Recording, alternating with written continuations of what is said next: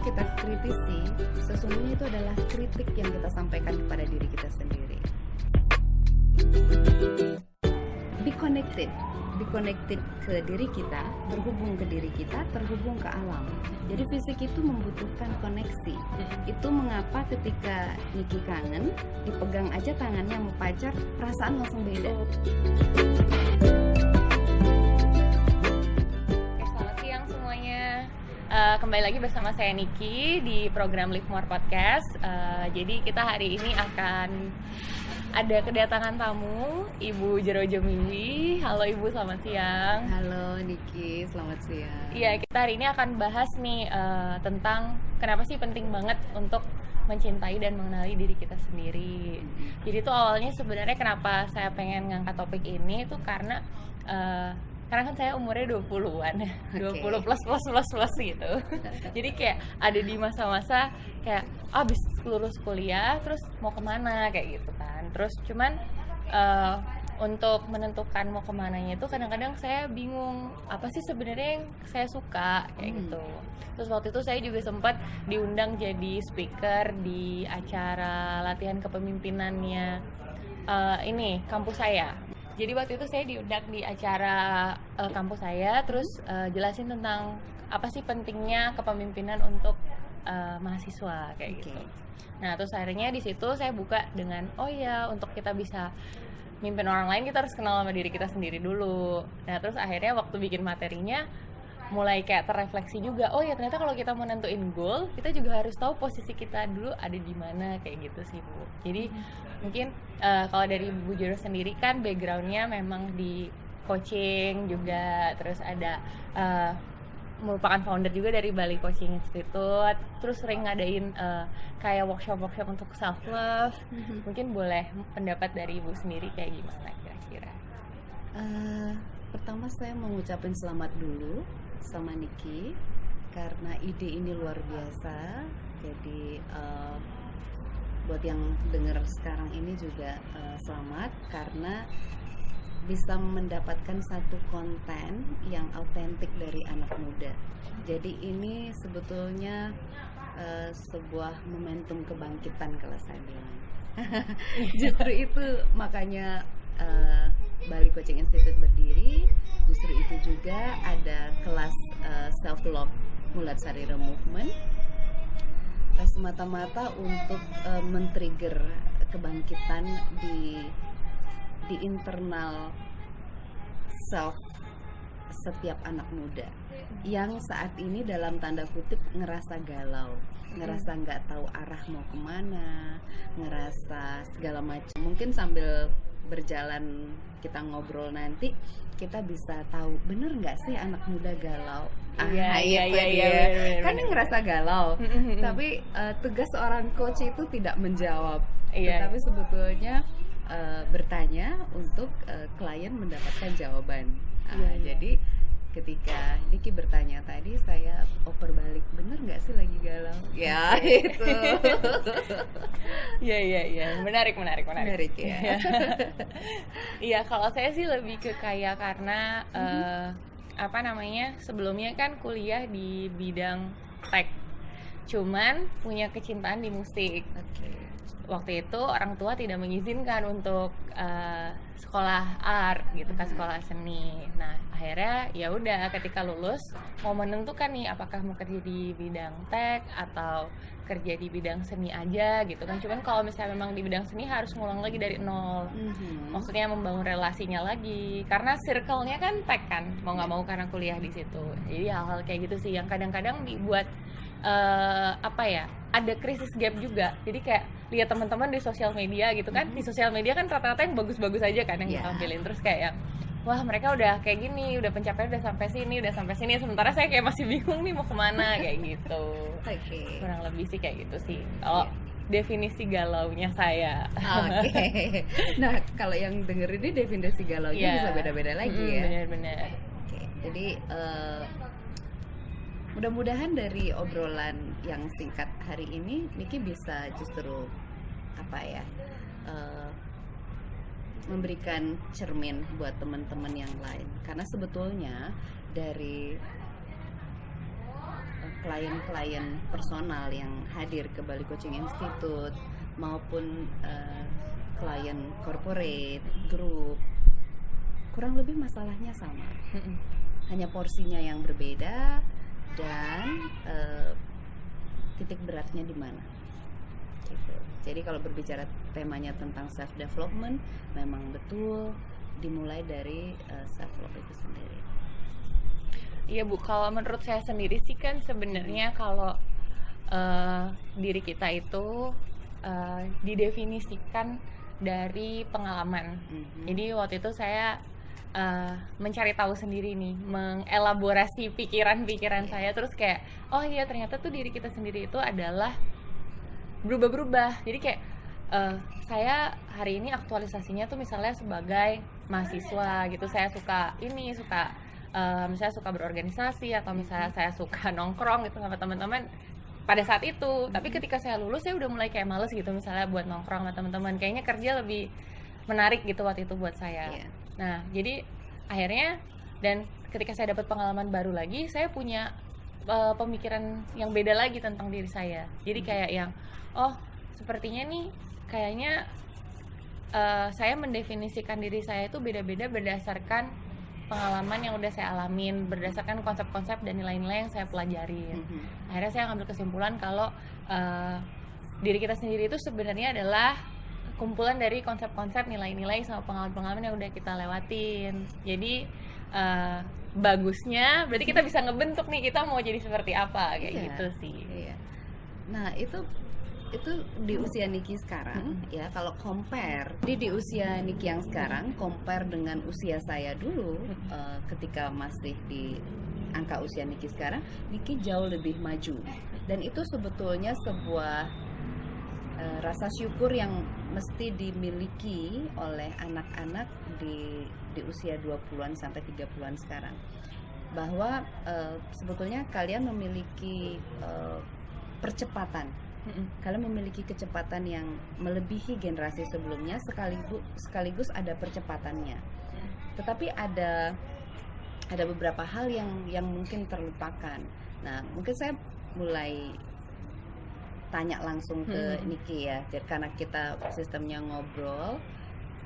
Menurut Niki, apa sih masalah anak-anak muda sekarang selain mereka galau, mereka merasa ada di persimpangan jalan, terus mereka juga ada gap generation antara si anak dengan si orang tua, si anak sukanya art tetapi orang tua mengharapkan masuk ke tech, lalu setelah tamat dari tech juga ngerasa nggak genap, lalu panggilan hatinya akhirnya lebih banyak investing waktu di art karena memang itu panggilan jiwanya. Nah justru selain ini apalagi sih kalau Niki bilang, karena kalau saya di coaching, mungkin saya perlu perkenalkan juga ke teman-teman yang dengar yang masih jarang gitu dengar istilah coaching itu kucing atau apa gitu. Jadi tugas saya dalam coaching itu justru memang membantu klien untuk menemukan clarity, yes. Kejelasan gitu ya.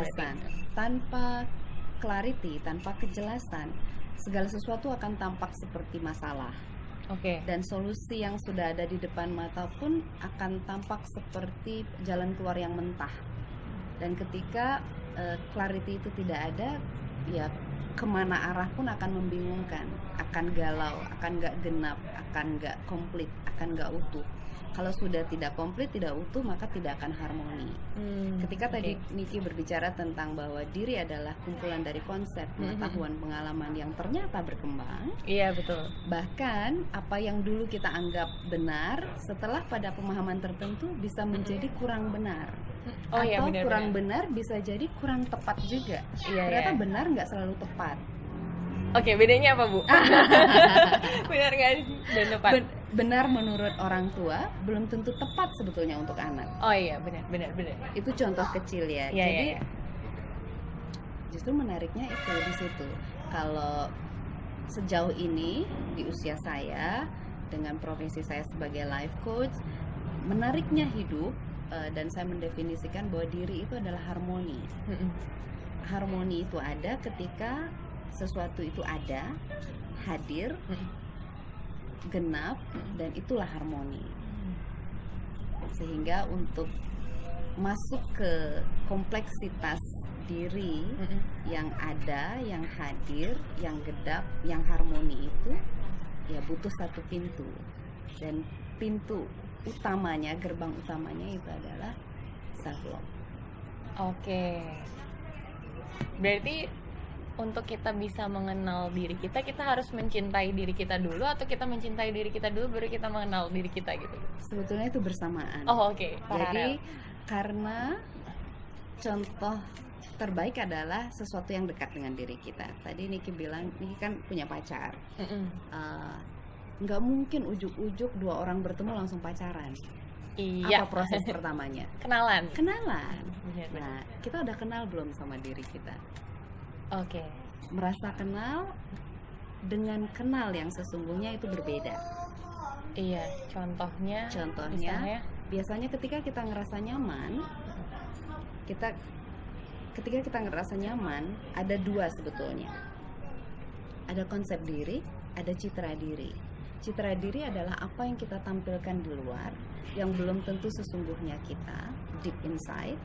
Lalu konsep diri adalah apa yang kita pikirkan tentang diri kita, apa yang kita yakini tentang diri kita, yang tidak selalu kita berani tampilkan dengan jujur di luar.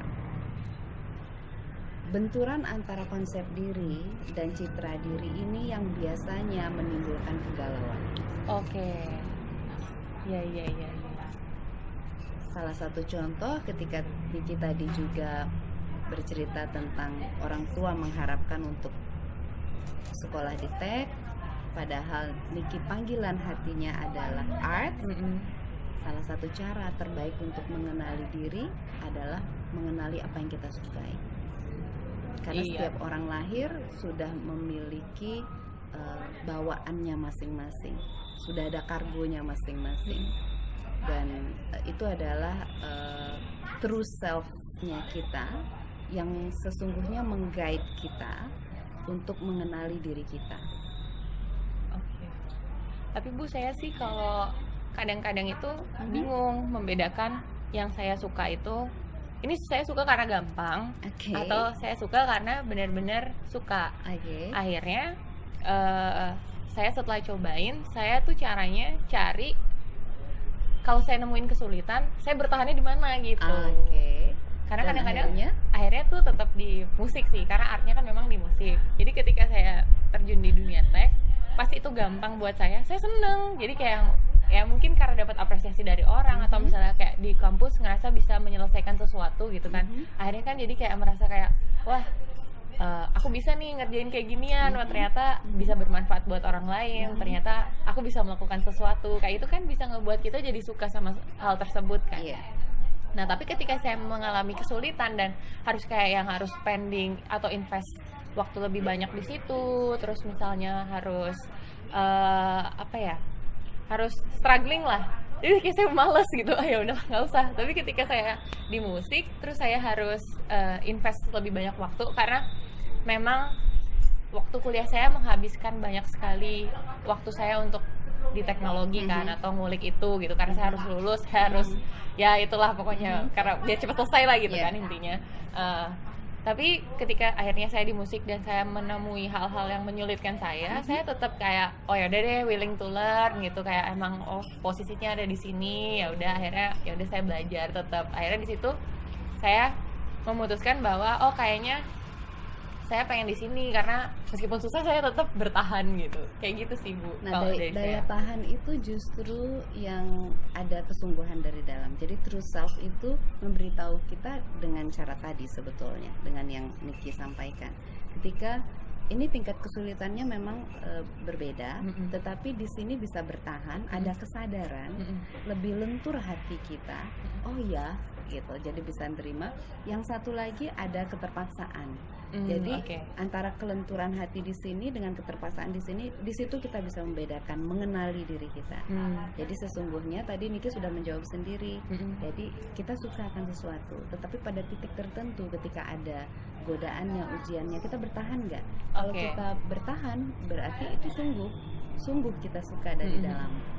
Iya, iya, berarti iya, itu iya. guidance. Mm-mm. Nah, kalau ada cobaan sedikit saja kita bubar, sama kayak orang pacaran kan? Iya, Kalau iya. cinta sungguh-sungguh, apapun dijalanin. Iya, iya, iya. Ya ada cobaan besar pun dijalanin. Mm-mm. Tapi kalau cintanya hanya karena ada alasan lain, biasanya bubar. Sebetulnya hubungan sama diri sendiri pun kurang lebih sama seperti itu. Sama kayak hubungan sama Sama pacar. Iya, karena kadang-kadang kan ternyata orang-orang terdekat jadi refleksi diri kita juga nggak sih, Bu? Kayak misalnya inner circle kita tuh mempengaruhi dan kita juga mempengaruhi inner circle kita gitu, misalnya orang-orang terdekat kita gitu. Jadi kayak ya mungkin bisa nggak sih cara kita mengenal diri kita sendiri tuh juga dari orang-orang yang dekat sama kita kayak gitu, misalnya kayak atau misalnya kita nanya kita nih orangnya gimana sih kayak gitu-gitu, itu gimana, Bu? Itu bisa. Jadi sebetulnya dalam psikologi itu ada dua istilah yang saya ingin perkenalkan. Ada namanya projection, ada namanya introjection.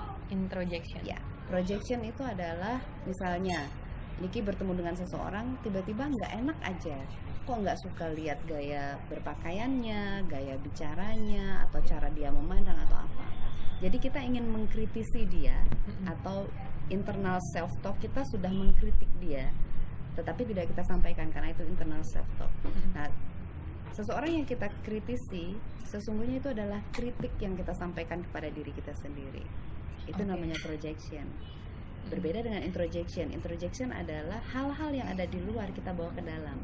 Kesedihan orang tua kita anggap kesedihan kita. Ambisi orang tua kita anggap, kita terima sebagai ambisi kita. Target atau goals orang tua kita anggap sebagai target kita, itu introjection. Itu contoh realnya. Nah, pertanyaan Niki tadi, untuk mengenali diri kita, bisakah kita menggunakan orang-orang sekitar kita, dan interaksinya sangat bisa. Karena setiap orang sesungguhnya adalah cermin. Bahkan saya punya quotes bahwa dunia ini sebetulnya adalah cermin. Apa yang kita lihat itu adalah diri kita. Ketika kita berbunga-bunga, jatuh cinta, dunia ini dipenuhi dengan cinta, dunia ini dipenuhi dengan kebahagiaan. Ketika Niki bertekar dengan pacar, pasti kemana-mana aja rasanya mendung kan. bener. Iya. Oke, Bu, jadi mungkin tadi kita udah ngobrolin tentang gimana cara kita mengenali diri kita sendiri, terus apa yang kita suka, lihat dari mana kita bertahannya gitu kan. Terus mungkin lanjut ke ngobrolin tentang self love atau mulai karir movement gitu ya, Bu ya. Jadi kayak sebenarnya kadang tuh saya juga ngerasa beberapa teman-teman atau kadang juga saya sendiri kan suka ngeselin gitu, Bu ya. Maksudnya kadang saya juga merasa saya ngeselin gitu buat orang lain gitu kan. Kadang-kadang saya juga ngerasa ini teman saya ngapain sih jutek banget gitu, kayak ngeselin banget kayak gitu kan. Nah, itu ternyata kadang karena kesepian, bisa jadi salah satu karena kesepian.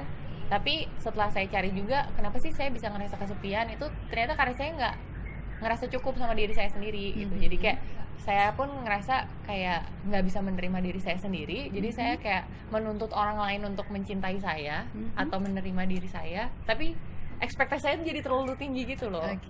Karena saya nggak dapetin itu dari diri saya sendiri, dan akhirnya itu ngebuat saya jadi nyebelin, pokoknya mau marah-marah terus atau apa kayak gitu-gitu. Jadi cranky ya. Iya, jadi cranky, bener. Pasal saya sering bilang kayak gitu. Iya kan? Iya, jadi cranky gitu. Nah, itu kadang-kadang ya itu nggak setiap saat terjadi sama diri saya sih, cuman kadang-kadang kan kayak kalau pas lagi secara prana gitu kan, istilahnya lagi lemah gitu, ya misalnya lagi down terus, atau misalnya lagi kecapean kurang tidur atau apa, itu kan secara nggak langsung kadang ngaruh ya sama psikologis kita ya, apa yang terjadi sama fisik kita kan. Kalau kita lapar, kalau cewek-cewek kalau lagi mau datang bulan kayak gitu kan. Nah, itu tuh akhirnya ngebuat saya ngerasa gimana sih kita mengontrol itu gitu loh. Maksudnya berarti kan ada cara-cara gimana kita bisa, cara-cara praktikal yang bisa kita implementasikan untuk mencintai diri kita sendiri dulu gitu, sebelum akhirnya kita bisa memberikan cinta ke orang lain gitu dengan lebih baik kayak gitu. Betul sekali. Nah, itu pilihan kata-katanya Niki itu tepat, mencintai diri supaya punya kemampuan untuk mencintai orang lain. Itu kebutuhan terbesar manusia. Jadi ada peribahasa mengatakan all we need is love. Oh iya. Ada Jadi lagunya juga, ada The lagunya Beatles, juga ya. kan. Nah sebetulnya yang kita butuhkan dalam hidup itu hanya cinta kok. Cinta akan menghadirkan segala-galanya. Dan sebetulnya dalam setiap keluarga, kenapa keluarga itu ada ya karena disatukan oleh cinta. Cara yang paling sederhana yang bisa digunakan adalah kembali ke dalam. Nah, saya agak mundur sedikit ke pertanyaan Niki yang tadi. Ketika kita berusaha untuk mengenali diri, kita harus tahu diri kita ini selain citra diri dan konsep diri, diri kita ini kita harus pelajari juga. Diri kita terdiri dari apa ya? Oh, terdiri dari tubuh, terdiri dari jiwa. Tubuh sendiri sebetulnya berlapis-lapis. Mungkin di obrolan kali ini saya ceritakan tentang 4 saja lapisan tubuh. Tubuh yang pertama adalah tubuh fisik kita. Tubuh, badan, ragawi yang bisa kita sentuh, yang bisa kita lihat. Lalu ada tubuh berikutnya, tubuh yang sangat penting, bahkan mempengaruhi tubuh yang pertama, yaitu adalah tubuh emosi. Ketika emosi kita terganggu, fisik kita akan terganggu. Bukan karena fisik terganggu lalu emosi terganggu, lebih karena ketika emosi terganggu, fisik terganggu. Lalu ada tubuh mental. Tubuh mental terdiri dari pengetahuan, pengalaman, persepsi, belief system, dan lain sebagainya yang terbangun. Lalu yang terakhir ada tubuh energi yang terdiri dari prana dan lain sebagainya. Sehingga seseorang membutuhkan meditasi untuk masuk ke tubuh yang keempat dan lain sebagainya. Nah, cara yang terbaik untuk melakukan apa ya? Untuk kembali ke dalam dengan cepat adalah mengenali keempat tubuh ini. Berarti tubuh fisik apa yang dibutuhkan, tubuh emosi apa yang dibutuhkan, tubuh mental apa yang dibutuhkan, tubuh energi apa yang dibutuhkan. Misalnya ketika kita breathing, ketika bernafas. Jadi ketika kita emosi, nafas akan membantu kita cepat kembali ke dalam. Ketika berlatih nafas dengan baik, benar, dan rutin, sebenarnya kita sudah mencintai diri kita. Bangun pagi, apa hal pertama yang kita lakukan? Apa hal pertama yang kita ingat? Diri kita atau sudah orang lain? Jadi ada juga hal-hal yang mengganggu yang sengaja kita hadirkan. Jadi tidak semua gangguan yang masuk ke kita itu datang secara alami. Ada yang sengaja kita hadirkan. Misalnya Karena contohnya sekarang segala sesuatu itu kan punya sisi positif dan negatif. Dengan sosial media contohnya ya. Ada anak yang berprestasi, maka dia adalah anak yang bisa menggunakan sosial media dengan baik, dan dia akan memilih konten apa yang dia lihat, dia baca, dan dia gunakan untuk apa kepada dirinya. Nah, hal kebalikannya adalah ketika kita mulai compare diri kita terlalu jauh dengan hal-hal yang ada di sosial media. Di awal tadi Niki menyebutkan ketika kita merasa tidak cukup karena apa? Karena kita compare diri kita dengan orang lain. Ya, Kita tidak compare diri kita dengan diri kita sendiri. Sesungguhnya kita selalu cukup ketika kita memang fokus kepada diri kita sendiri. Nah, ketika kita terlalu banyak mengcompare dengan di luar diri kita, maka apa ya, batasan cukup itu menjadi tidak jelas. Terus selain tadi selain bernafas itu kita melakukan apa istilahnya kegiatan-kegiatan yang memberikan dampak positif terhadap diri kita, itu adalah salah satu bentuk mencintai diri kita. Kira-kira apa lagi Bu ya yang bisa kita lakukan? Kembali ke 4 tubuh ini. Jadi tubuh fisik tentu dia butuh bergerak. Jadi lakukan olahraga yang teratur, bergeraklah. Jadi jangan banyak menghabiskan waktu di tempat tidur, jangan terlalu banyak menghabiskan waktu di depan gadget, tetapi berinteraksilah dengan alam. Kita mengenali bahwa tubuh kita sesungguhnya tidak bedanya dengan tubuh alam. Ketika kita dekat dengan alam, galau itu hilang kok. Jadi dekat dengan pantai, menikmati pantai. Ya, kalau lagi galau saya ke pantai Bu. Nah itu dia. Atau kalau lagi sedih. Iya, be connected ke diri kita, terhubung ke diri kita, terhubung ke alam. Jadi fisik itu membutuhkan koneksi. Itu mengapa ketika Niki kangen, dipegang aja tangannya sama pacar, perasaan langsung beda. Oh iya. Karena tubuh itu perlu koneksi. Mm-mm. Jadi untuk mengkoneksikan tubuh kita harus bergerak, Oke. harus berolahraga, bangun pagi. Bangun pagi itu segar. Kita akan berhubungan dengan matahari pagi. Mm-mm. Secara ilmiah kita bisa tahu apa manfaatnya, ya kan, Iya, untuk kesehatan iya. kita. Nah, tubuh emosi ini kebutuhannya dia butuh ekspresi. Ekspresi. Ya, Oke. jadi semua emosi yang ada di dalam diri kita akan meledak jika dia selalu kita buang ke dalam. Mm-mm. Kesel nih, nggak usah kesel deh, kan nggak baik. Padahal perlu nggak sih Padahal sebenarnya kesel? perlu, tetapi yang perlu dipelajari adalah cara menyampaikan kekesalan Kekesalan. dengan indah. Nggak bisa. Jadi kalau kalau waktunya cukup, saya ingin bercerita sebetulnya di dalam diri kita ini ada yang disebut id, ego, dan super ego. Apa yang pertama? Id, Id. ya itu identitas asli kita. Ha-ha. Jadi ada ego, ada super ego. Super ego ini yang menghubungkan si ego dengan si id. Super ego yang menghubungkan. Ya, Oke. jadi id ini adalah keaslian kita. Kita marah ya pengennya meledakkan. Kalau kita lapar ya pengennya makan. Mm-mm. Jadi tetapi ego kita sudah belajar banyak hal. Karena pola asuh, ego kita sudah belajar, oh iya, kalau misalnya marah sama orang tua, kesel sama orang tua, nggak baik dong kalau meledakkannya ke orang tua. Ya udah deh, dipendem aja. Nah, Oke. jadi si ego ini dia sudah belajar banyak hal dalam kehidupan sehingga dia belajar untuk bijak. Oke. Yang satu pengen bijak, yang satu pengen asli apa adanya. Nah, si super ego ini yang menghubungkan keduanya, yang mencoba menyatukan keduanya. Dan itu yang sebetulnya perang yang sering terjadi di dalam diri kita. Oke. Lanjut tadi Bu. Tadi kan baru sampai di Tubuh emosi. dua. Tubuh emosi itu butuh ekspresi. Mm-mm. Tubuh mental dia perlu repetisi, dia perlu pengulangan. Niki karena sudah bisa bermain musik, tentu bisa mengingat proses belajar main musik dari awal, entah dari usia berapa. Jika berlatih hanya sekali, tentu tidak memiliki keahlian yang saat ini. Betul. Karena berarti berulang-ulang, ada repetisi, ada pengulangan, sehingga terbangunlah pengetahuan itu menjadi bukan hanya pengetahuan, tetapi pengalaman karena sudah diaplikasikan. Dan proses belajar itu bertingkat, mulai dari mengingat, lalu memahami, lalu melakukannya, sampai tingkatan yang teratas bisa meng-create musik sendiri. Betul. Awalnya belajar chord ABC apa dan lain sebagainya, memahami oh ya kalau ini ditekan mungkin ini suaranya jadi kurang nyaring atau bagaimana.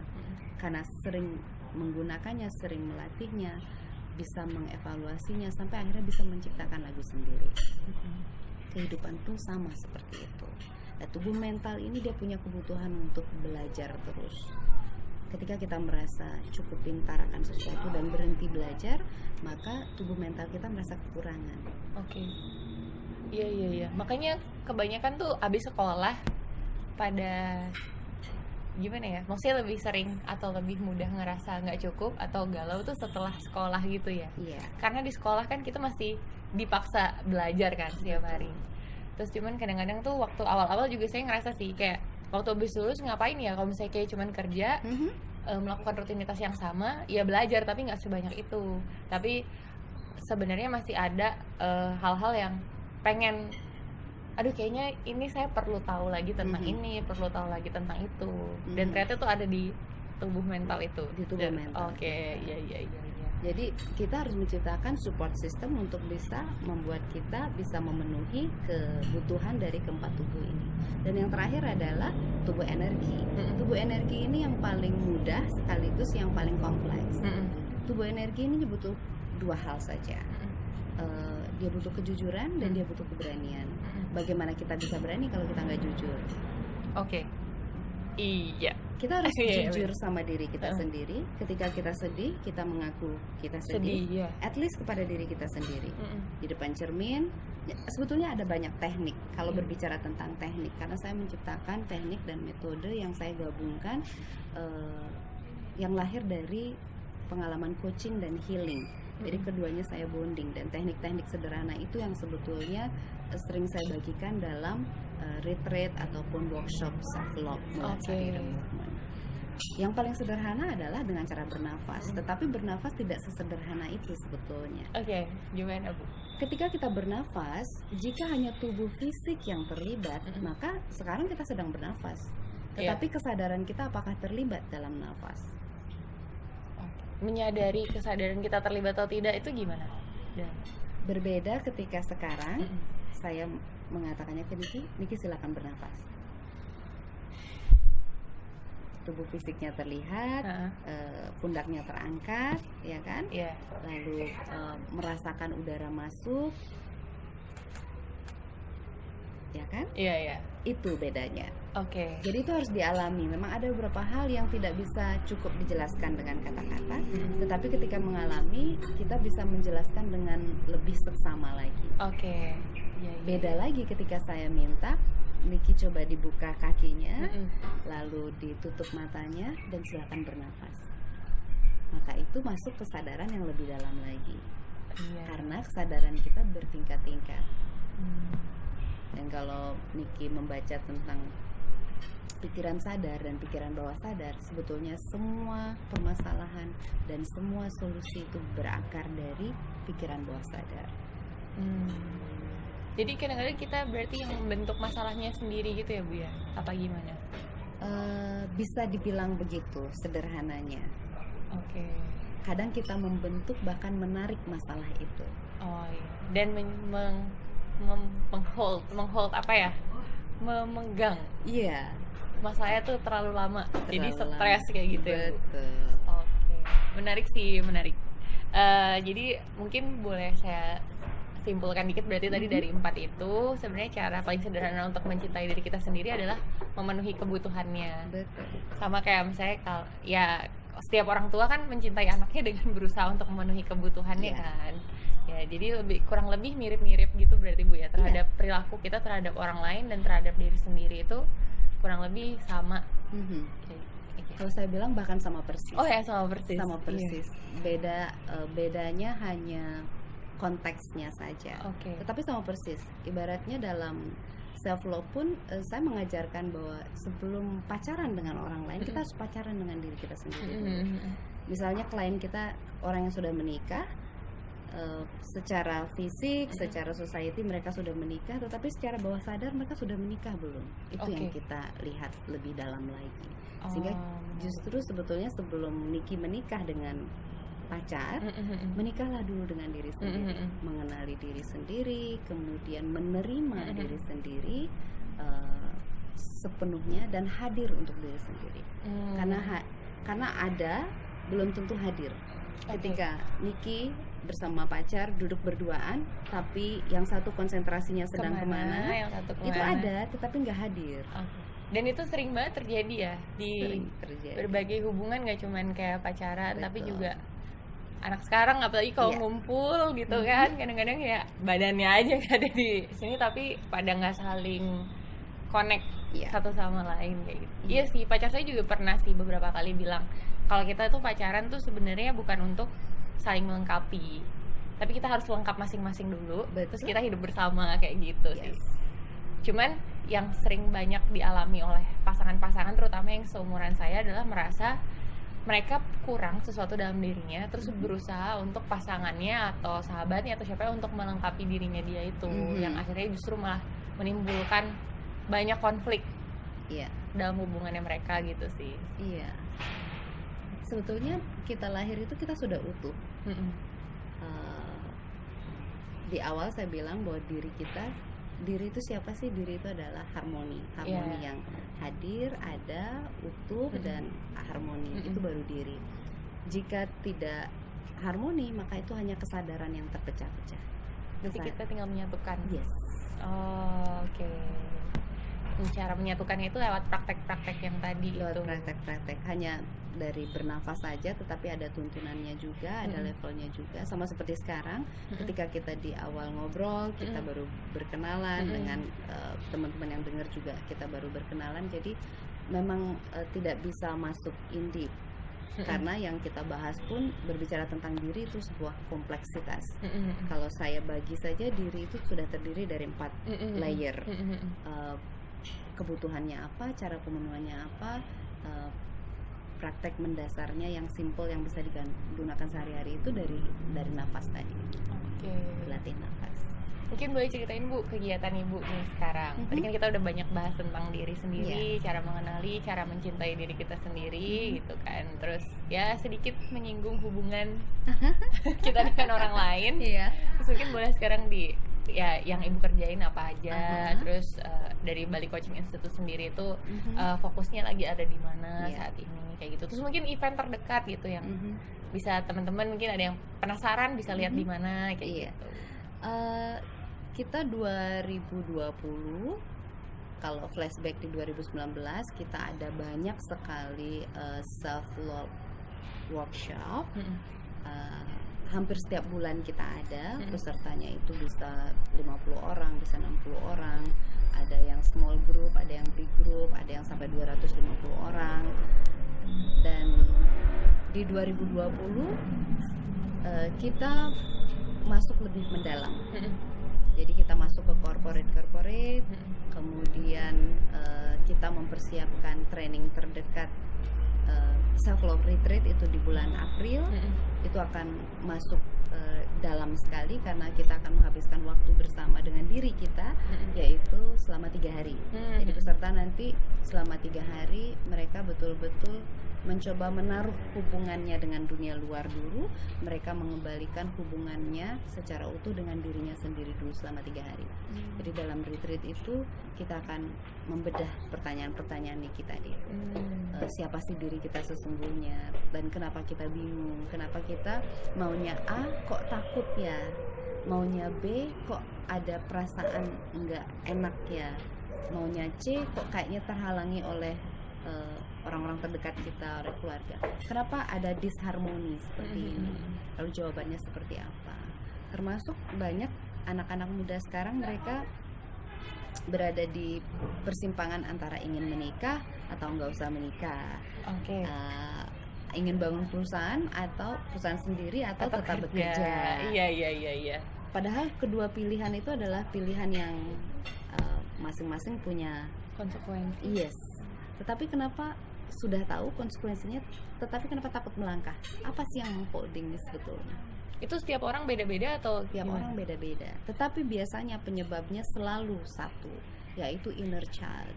Ada proses di masa kecil yang terjadi yang tidak sempurna. Jadi dalam psikologi itu ada namanya anima dan animus. Anima adalah energi dari ibu kita, animus adalah energi dari ayah kita. Jika kedua energi ini balance, menggenapkan kita dalam proses pertumbuhan di usia emas kita, maka kita menjadi pribadi yang utuh, anima dan animusnya. Ketika ada sesuatu yang kurang, ayahnya masih ada, ibunya masih ada, tetapi ada hadir nggak? Iya benar. Ya. Ada hadir nggak? Secara emosional terpenuhi nggak si anak? Harusnya seorang ibu itu lembut. Ini ibu sudah pada takaran lembutnya nggak? Harusnya si ayah itu mengajarkan ketegasan. Ayah sudah pada takaran tegasnya nggak? Atau ada pertukaran peran di antara mereka, yang harusnya ayah bekerja memenuhi nafkah, justru ibu yang memenuhi nafkah. Nah itu ada disharmoni dalam pola asuh. Ketika kita berbicara inner child, kita akan berbicara tentang pola asuh. Kita akan berbicara hal-hal yang mendalam sekali, hal-hal domestik yang terjadi di rumah kita. Hal yang kita anggap sederhana dan sepele, justru itu sebetulnya menjadi pemicu atau trigger kenapa kita menjadi pribadi yang galak, kenapa kita menjadi pribadi yang judes. Padahal sesungguhnya setiap anak itu terlahir lembut, dia ringan, dia enteng, dia happy. Kenapa setelah dewasa menjadi pribadi yang terlalu banyak berpikir, overthinking? Kenapa menjadi pribadi yang penyedih? Kenapa yang jadi pribadi yang banyak ngedumel, banyak komplain? Nah itu ada sesuatu yang tidak beres di inner child, di masa kecil. Nah Ini sih Bu, saya kemarin tuh habis dengerin podcast juga, mungkin melebar sedikit. Jadi dengerin podcastnya Curhat Babu, namanya Curhat Bapak Ibu. Oke. Iya, Curhat tapi Babu. bagus. Ini yang ngobrol itu adalah suami istri, Iya. Segario, Mas Aryo namanya, sama Mbak Nucha. Mbak Nucha ini dia punya parenttalks.id di Instagram. Nah mereka tuh kemarin bahas tentang pernikahan sih, kayak jadi mereka habis consulting pernikahan gitu. Terus di sana mereka diajak bukan untuk kayak ya flashback lah ke masa kecilnya mereka, kenapa saya memilih pasangan saya gitu kan, ternyata karena ada itu tadi, ada inner child itu tadi, dan itu ternyata banyak berpengaruh ke diri kita sekarang, ke berbagai apa ya istilahnya ya, aspek dalam hidup gitu loh, nggak cuman kayak pernikahan tapi juga karir, tapi juga cara kita bersikap, cara yang lain-lain. Cuman pada kenyataannya kan memang kita nggak bisa memilih nih kita dilahirkan di mana gitu kan. Terus orang tua kita juga kadang-kadang nggak sempurna karena mereka mendidik kita itu berdasarkan apa yang mereka tahu, dan kadang apa yang mereka tahu adalah apa yang mereka dapatkan dari orang tua sebelumnya, kayak gitu kan. Dan akhirnya nggak semua anak beruntung orang tuanya bisa punya pengetahuan yang ibaratnya ketika membesarkan udah bener dan hadir dan benar-benar utuh gitu, karena kan pasti orang tuanya juga belajar, orang tuanya juga manusia gitu kan. Jadi kira-kira itu gimana Bu mengantisipasinya gitu kan, kadang-kadang kan karena pasti ada aja gitu kan masalah dalam keluarga, atau ada aja hal-hal yang kita nggak suka gitu. Bahkan saya juga sama orang tua saya ada beberapa hal yang saya kayak ini apa sih gitu kayak gitu gitu kan. Tapi gimana kita setelah dewasa, maksudnya setelah tumbuh besar itu bisa menyikapi itu gitu. Dalam self love itu komplit. Dalam self love justru diajarkan mulai dari melihat dulu, oh ya, mana masalah saya, mana sih yang sebenarnya masalah saya.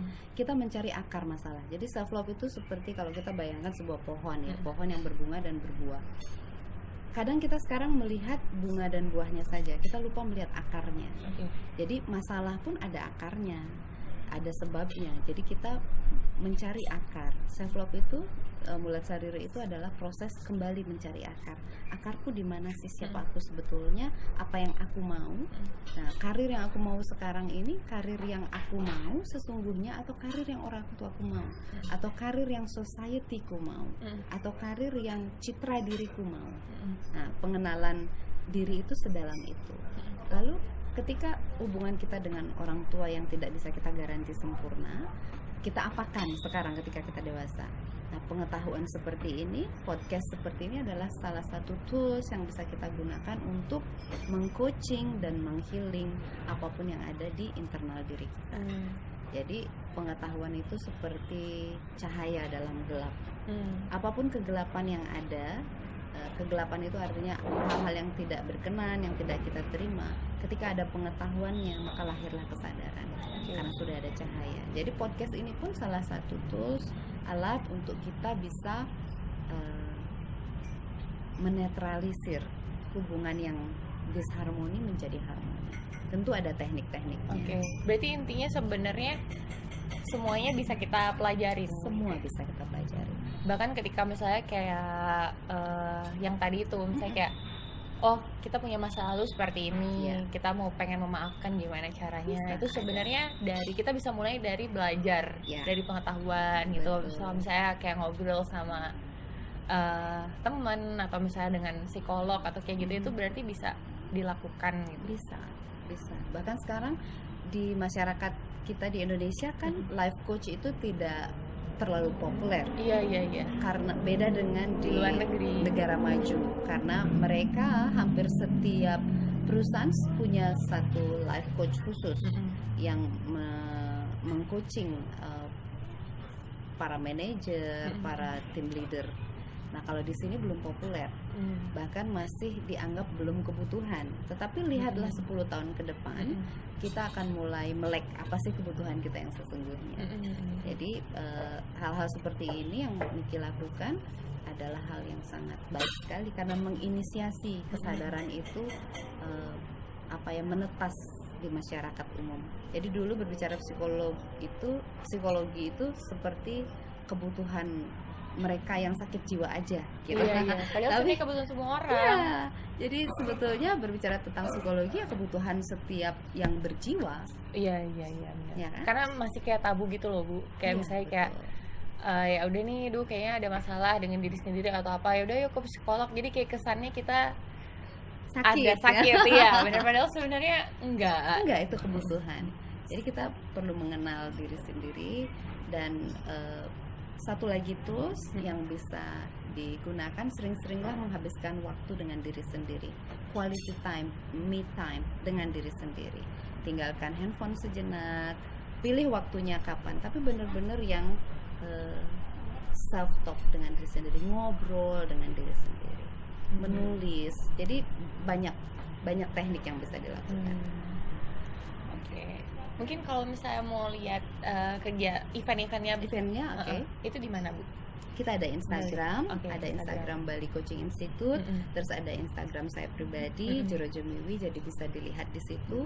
Informasi untuk kegiatannya juga ada di situ. Oke, iya sih, itu aja sih. Kita tadi kita udah ngobrol lumayan lama, 45 menit. 45 menit Lebih. ya. Iya, mudah-mudahan sih bisa bermanfaat buat teman-teman. Nanti kalau misalnya ada yang mau kasih pertanyaan gitu, mungkin bisa email atau ke Instagram saya juga di Niki Astika. Nanti akan kita teruskan ke Bu Jero, Iya. atau nanti mungkin siapa tahu kalau misalnya ada banyak pertanyaan yang mirip, kita bisa bikin next episode lain gitu ya Bu ya. Sebelum ditutup saya mau kasih oleh-oleh buat yang Boleh. dengerin, boleh ya? Karena ini kan kita berbicara tentang self love, kebutuhan untuk mencintai orang lain sebetulnya. Tetapi kita nggak akan bisa mencintai orang lain kalau belum mencintai diri sendiri. Nah, oleh-olehnya adalah ada 4 teknik sederhana yang bisa dilakukan. Jadi saya ambil kata self saja. Self itu adalah diri kita, jadi terdiri dari S, A, L, dan F. Jadi S yang pertama source Ya. source minded. Kita harus ingat, kita ini bersumber dari mana sih? Oke. Kita ini sumbernya siapa sih? Jadi kita kembali ke sumber. Sama seperti sebuah pohon, makan dari mana? Makan dari akar, makan dari Akar, daun. iya. Jadi itu yang kita harus petakan diri kita. Dan kita ingat bahwa kita adalah makhluk yang terbatas. Ketika menghadapi sebuah masalah, kita harus melibatkan source yang lebih besar lagi. Source apakah yang lebih besar lagi dari diri kita sendiri? Itu yang kita perlu gali. Oke.